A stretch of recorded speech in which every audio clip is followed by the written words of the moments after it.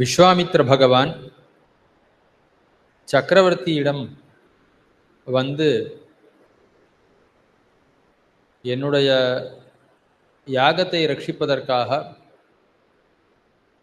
உன்னுடைய குமாரனான ராமபிரானை எனக்கு ரட்சகனாக அனுப்ப வேணும்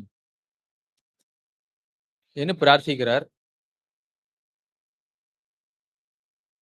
அப்பொழுது பெருமாளுடைய பருவம் இன்னும் 12 வயசு தான் ஆறுது. திருமேனி மிருதுவான சுகுமாரமான திருமேனி.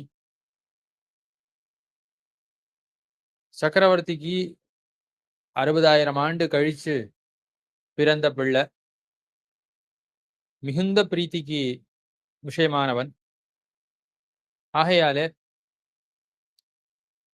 இவனை நான் யுத்தத்துக்கு, அதுவும் ராட்சசர்களோட யுத்தம் செய்வதற்கு அனுப்ப மாட்டேன் என்று சக்கரவர்த்தியானவன் தயங்குவன், மறுப்பன் என்பதை கருத்திலே கொண்டு